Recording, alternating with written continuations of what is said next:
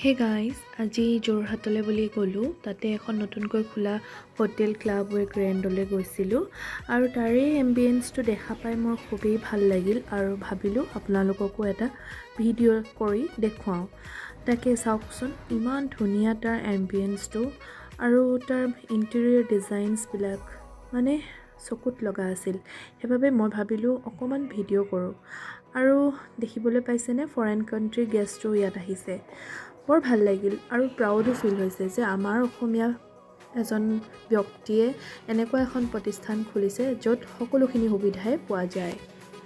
জানিবলৈ পোৱা মতে ২৭টা ৰুমৰ সৈতে এখন ৰেষ্টুৰেণ্ট আৰু 2খন ৰুফটপ ৰেষ্টুৰেণ্ট আৰু এখন বিবাহ ভৱনো আছে। বৰ ধুনীয়াকৈ মেইনটেইন কৰি ৰাখিছে আৰু ইয়াত দেখিবলৈ পাইছে নিট এণ্ড ক্লিন, হাইজিন সকলোখিনিয়ে ইয়াত ধুনীয়াকৈ ৰাখিছে। আৰু ৰেষ্টুৰেণ্টত আমি যিহেতু খালোঁ আৰু ইয়াৰ টেষ্টৰ কথানো কি ক'ম, বহুত ধুনীয়া। মই ক'লে হয়তো আপোনালোকৰ বিশ্বাস নহ'ব, সেইবাবে এবাৰ আহিব কিন্তু দেই। এয়া ৰুফটপৰ মজা ল'বলৈ অলপ চেয়াৰখনত বহি চালোঁ আৰু এয়া দেখিবলৈ পাইছে এটা ধুনীয়া ৱাল পেইণ্টিং আছে য'ত আমি চেলফি ল'ব পাৰোঁ, ফটো ল'ব পাৰোঁ। ভিডিঅ'টোৰ আগলৈ ইয়াৰে ষ্টাফগৰাকীৰ লগত মইনো কি কথা পাতিলোঁ সকলোখিনি আছে। স্কিপ নকৰাকৈ চাই যাব। আশা কৰোঁ ভিডিঅ'টো চাই ভাল পালে চেনেলটো লাইক, শ্বেয়াৰ এণ্ড ছাবস্ক্ৰাইব কৰিবলৈ নাপাহৰিব কিন্তু। ষ্টাৰ্টাৰত লৈছিলোঁ আমি জাফৰানী পনীৰ টিক্কা। কেনেকুৱা টেষ্টি আছিল মানে ক'ব আপোনালোকক ভাষা নাই। হয়তো মোক দেখা পাই আপোনালোকে গম পাব মোৰ এক্সপ্ৰেশ্যনটো চাই কেনেকুৱা আছিল। তাৰ পাছত আহিলোঁ আমাৰ মেইন কৰ্ছত। এয়া আমি লৈছিলোঁ paneer kulcha, egg hakka noodles আৰু ডাল মাখানি। এয়া মোৰ হাজবেণ্ডৰ এক্সপ্ৰেশ্যন দেখিছিলে, বহুত টেষ্টি আছিল কিন্তু। তাৰ পাছতে আহিলে আমাৰ ডেজাৰ্ট, কেৰামেল কাষ্টাৰ্ড আৰু আইচক্ৰীম। এয়া হোটেলখনৰ এটা চুইট ৰুম।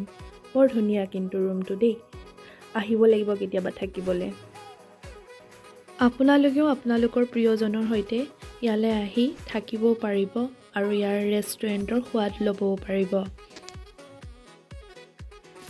নিজকে ৰখাব নোৱাৰি এবাৰ চফাখনত বহি চালোঁ।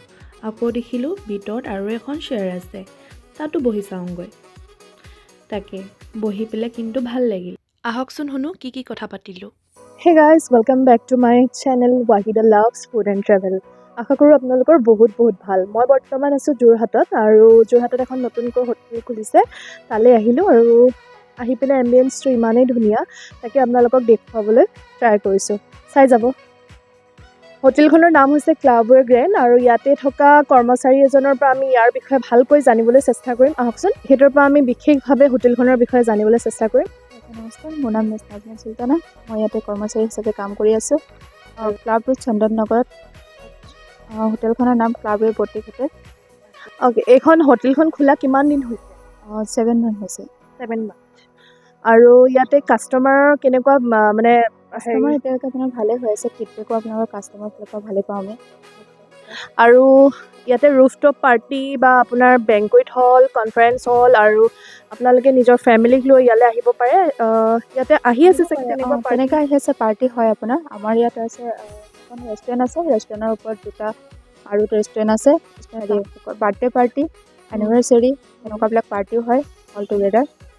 আৰু আপোনাৰ মেগনেট, যিটো মেগনেট আছে তাত আপোনাৰ 70জনৰ কেপাচিটি আছে। আপোনাৰ ইয়াত এটা বেংকুৱেট হল আছে, তাৰ নাম হৈছে মেগনেট। তাত আপোনাৰ কেপাচিটি আছে 100 আৰু 120জনৰ কেপাচিটি হয়। তাত আপোনাৰ পাৰ্টি, কনফাৰেঞ্চ হল তেনেকুৱাবিলাক হয়।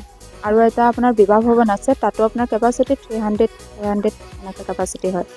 তাতো আপোনালোকে বুকিং কোনোবাই যি ল'ব বিচাৰে ল'ব পাৰিব, আহি পেলাই কথা পাতিব পাৰিবহি ইয়াত আহি। ইমানখিনি আমাক জনোৱাৰ বাবে আপোনাক বহুত থেংক ইউ মেম।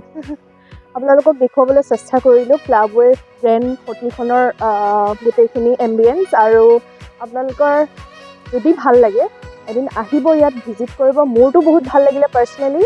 আৰু যোৰহাটৰ একদম নিচেই কাষত চন্দন নগৰত লাগি আছে ক্লাবৱে গ্ৰেণ্ড।